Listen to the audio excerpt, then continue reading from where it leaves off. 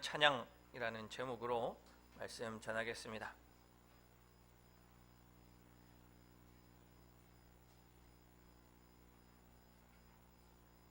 여러분 사랑합니다.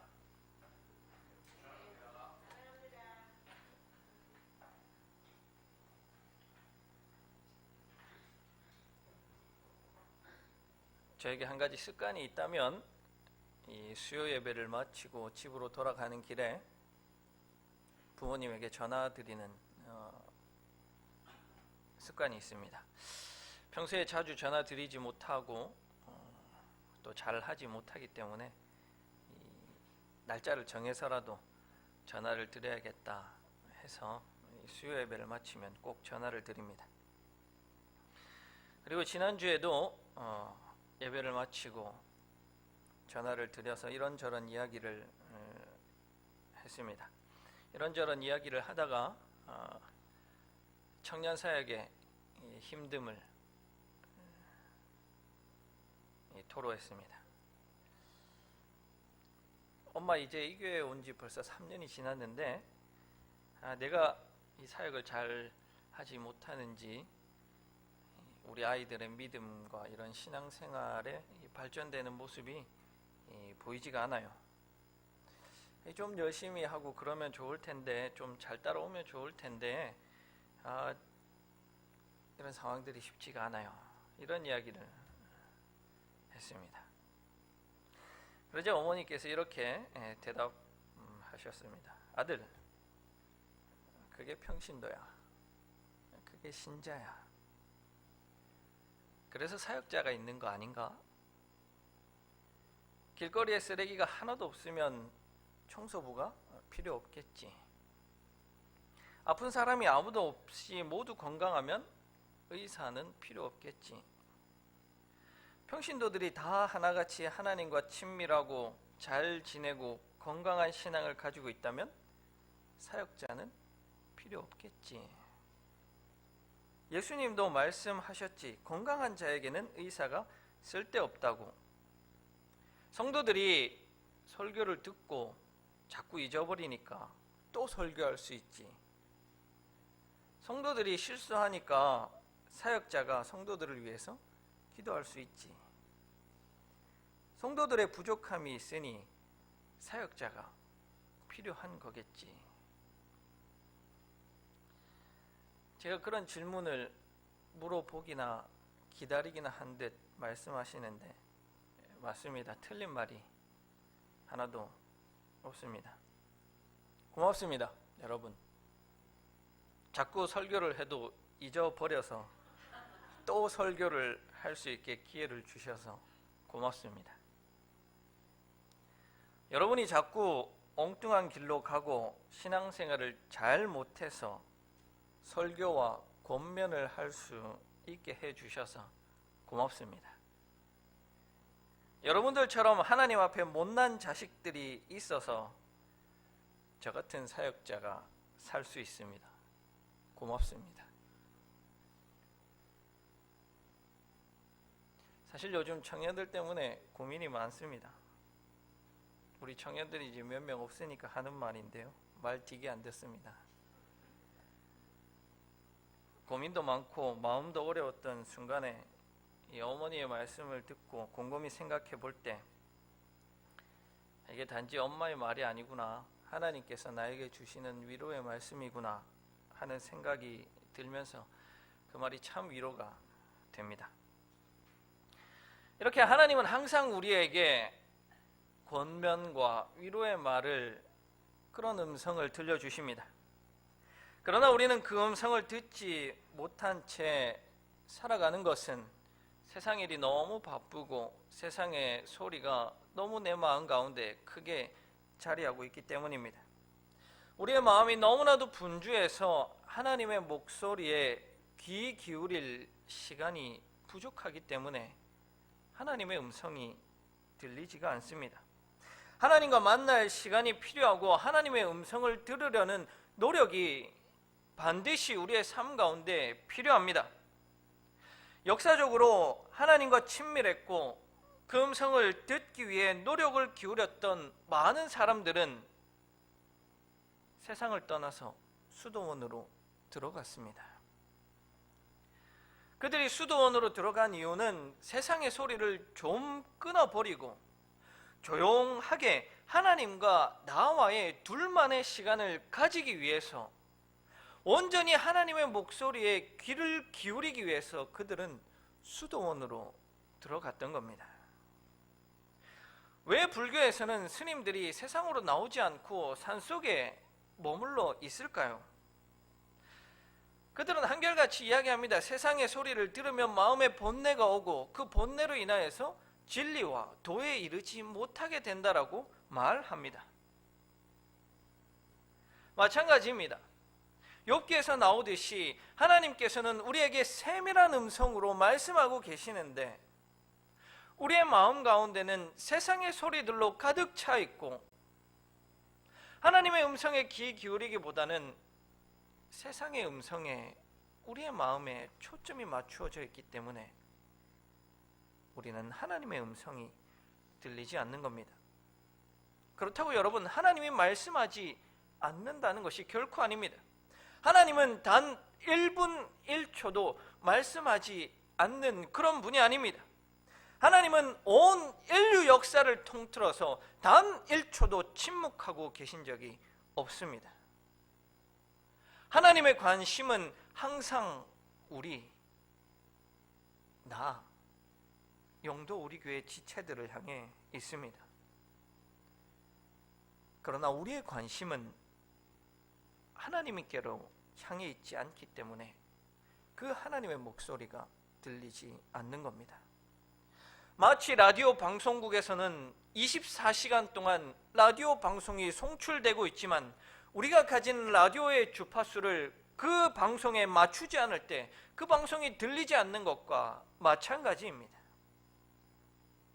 우리는 그렇게 우리의 마음의 주파수를 하나님의 방송국을 향해서 맞출 때 하나님의 목소리와 하나님의 음성이 우리에게 들려지게 되는 겁니다. 오늘 시편 29편은 바로 그 하나님의 소리, 하나님의 음성에 대한 노래하고 있는 시편입니다. 그 하나님의 소리, 하나님의 음성을 통해서 하나님께서 어떤 분이신지 우리에게 잘 알려주고 있습니다. 오늘 우리 함께 이 시편을 살펴봄으로써 하나님께서 어떤 분이신지 다시금 확인하는 그런 시간이 되면 좋겠습니다. 또 이 본문 말씀을 통해 하나님께서 우리에게, 나에게 하시는 그 말씀과 음성을 들을 수 있는 귀한 시간이 되길 간절히 기원합니다. 먼저 하나님은 이방 우상에 대해서 승리하신 하나님이십니다. 하나님은 신들 중에 신이요 왕 중에 왕이십니다. 우리 오늘 본문 말씀 1절과 2절을 함께 읽겠습니다. 1절과 2절입니다. 시작. 너희 권능 있는 자들아, 영광과 능력을 여호와께 돌리고 돌릴지어다. 여호와께 그의 이름에 합당한 영광을 돌리며 거룩한 옷을 입고 여호와께 예배할지어다. 아멘. 1절과 2절에서 이 시를 지은 저자는 하나님께 영광을 돌리라고 선포하고 있습니다. 그런데 그 대상, 이 말하고 있는 대상은 바로 권능 있는 자들이라고 나타나고 있습니다. 많은 설교가들이 이 권능 있는 자들이 누구인가 라고 할 때 세상의 왕들, 세상에 권세 있는 자들이라고 생각했습니다. 그러나 우리가 그것보다 더 합당한 해석은 권능 있는 자들을 신들로 해석해야 합니다. 특히 이스라엘 백성이 우상 숭배하게 했던 그 가나안 땅에 있는 신들을 대상으로 외치고 있는 겁니다. 성경에서 이스라엘의 역사를 보면 우상 숭배의 역사다라고 할 만큼 이스라엘 백성들은 이방 신들을 섬기며 살았습니다. 특별히 이스라엘 백성들에게 아주 가까이 있었던 신은 바알 신입니다. 이 바알 신은 풍요의 신이고 날씨를 주관하는 신입니다. 이스라엘 백성들은 틈만 나면 이 바알 신에게 가서 우상 숭배하는 모습을 볼 수 있습니다. 그렇다고 바알 신만에게 우상 숭배한 것은 아닙니다. 성경에서 이스라엘 사람들이 우상 숭배했던 많은 신들이 나옵니다.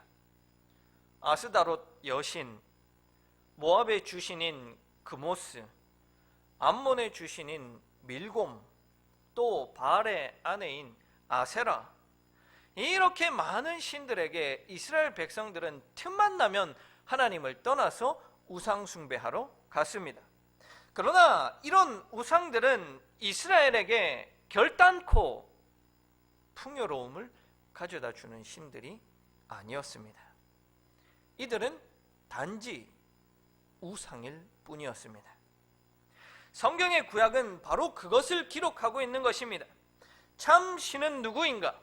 이스라엘 백성에게 복을 가져다 주는 참 신은 누구인가? 바알인가? 그모스인가? 아니면 밀곰인가? 아니면 하나님인가? 그것에 대해서 기록하고 있는 것이 바로 이 구약 성경인 것입니다. 그런데 구약에 나타난 사건들을 보면 하나같이 우상들은 하나님 앞에 무너지고 엎드러지고 쓰러지는 모습을 보게 됩니다. 그들이 실패하는 모습을 보게 됩니다. 승리자는 언제나 우리 하나님이셨습니다. 영광을 받으실 분은 그런 우상들이 아니라 바로 우리 하나님이셨습니다. 사사기에서 여호와의 언약궤가 블레셋에게 빼앗겼습니다. 블레셋 사람들이 언약궤를 신전에 두었는데 신전에 있던 신상들의 목이 잘리고 손목과 발목이 잘려졌습니다. 블레셋의 우상들은 하나님 앞에서는 아무것도 아니라는 겁니다. 엘리야 선지자가 갈멜산에서 바알 선지자, 아세라 선지자 750명과 대결을 펼쳤습니다. 엘리야 선지자가 하나님께 드렸던 그 제사에 하나님께서는 응답하셨지만 바알 선지자와 아세라 선지자가 광란의 제사를 드렸을 때 그들의 신이라고 여겨졌던 그 우상은 아무런 응답도 하지 못했습니다. 이것을 통해 드러나는 것은 바로 참신, 참 여호와 하나님은 우리 하나님밖에 없다는 겁니다. 이스라엘을 애굽에서 구해내신 이는 바알신이 아니라 하나님이시라는 겁니다. 죄에 빠져 죽게 된 우리 모든 인류를 구원하는 이는 바알신이 아니라 하나님이시라는 겁니다. 오늘 본문에도 그런 아무것도 아닌 이방의 우상, 그 신들이 등장합니다. 특히 이 시편에서는 고대 근동 지방에 널리 퍼져 있었던 우상 숭배, 이방 신화와 관련된 신들이 등장합니다. 이 시편이 쓰였던 당시에 고대 근동 지방의 최고의 신으로 여겨졌던 신은 엘이라고 하는 신입니다. 바로 이 신의 아들이 바알입니다. 바알은 날씨를 주관하며 풍요를 관장하는 신으로 알려져 있습니다. 5절과 6절을 보면 풍요의 상징인 레바논의 백향목을 꺾어버리시고 송아지에 풍요를 주시는 분은 바알이 아니라 하나님이라고 분명히 이야기하고 있는 겁니다. 또한 고대 근동 신화에서 물은 하나님을 대적하는 세력으로 표현됩니다. 혼돈의 신입니다. 홍수를 일으키고 출애굽한 이스라엘의 앞길을 막고 태초에 혼돈으로 대변되는 것이 바로 이 물로 대변되는 신입니다. 그러나 그 혼돈과 공허의 신인 물 위에 여호와 하나님의 소리가 있습니다. 하나님은 그 혼돈의 신을 잠잠케 하십니다. 여호와의 힘 있는 소리와 권능이 이 모든 우상들의 세력을 꺾어 버리십니다. 그래서 시인은 이 모든 이방의 우상들에게 유일하신 하나님, 유일하신 신 여호와 하나님에게 경배를 돌리라고 1절과 2절에서 외치고 있는 겁니다. 우리 하나님은 어떤 분이냐? 바로 그런 분이십니다. 우리 하나님은 약해 빠진 아무것도 할 수 없는 호수아비아와 같은 이방 우상들과는 다른 하나님입니다. 아무것도 할 수 없는 호수아비아와 같은 것들에 금치를 해놓고 신이라고 섬기는 그 우상들과는 질적으로 차원이 다른 분이시라는 겁니다.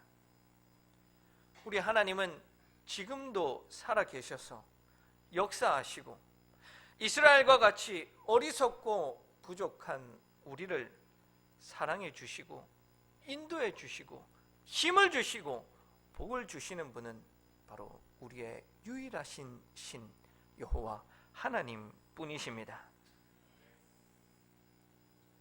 그렇다면 여러분, 우리의 눈길을 다른 데 두지 마십시오. 우리에게 복과 행복을 주시는 분은 오직 하나님이십니다. 바알신의 풍요가 우리에게 행복을 주지 않습니다. 아니요, 바알신은 애초에 우리에게 풍요를 줄 수 없는 죽은 호수아비아와 같은 것입니다. 그런데 놀랍게도 이스라엘 백성들은 계속해서 바알신을 쫓고 우상 숭배하는 모습을 보여줍니다. 왜 바알신에게 가는 것일까요? 참신인 여호와 하나님을 두고 왜 이스라엘 백성들은 죽은 호수아비아와 같은 바알신들에게 찾아가는 것일까요? 왜 그럴까요? 여러분, 이런 이스라엘의 모습이 이해되십니까? 너무나도 분명하게 참신이 누구인지를 드러나게 되었는데 그럼에도 불구하고 이스라엘 백성들은 죽은 호수아비에게 찾아가고 있는 겁니다. 도대체 왜 그러는 걸까요?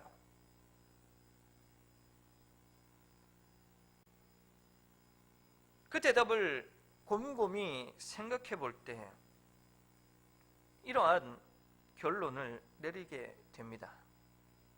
바알신에게 찾아가면 쉽습니다. 쉬워요. 무엇이 쉬우냐? 바알신을 믿는 것은 너무나도 쉬운 일입니다. 그런데 반대로 하나님을 믿는 것은 어려운 일입니다. 사람들은 누구나 풍요로워지고 싶어 합니다. 사람들은 누구나 넉넉한 삶을 꿈꿉니다. 사람들은 누구나 행복해지고 싶습니다. 하나님은 하나님을 믿으라고 하고 바알은 바알을 믿으라고 합니다. 서로 하나님은 하나님이 복을 주시고 바알은 바알 스스로가 복을 준다고 이스라엘 백성들에게 말합니다.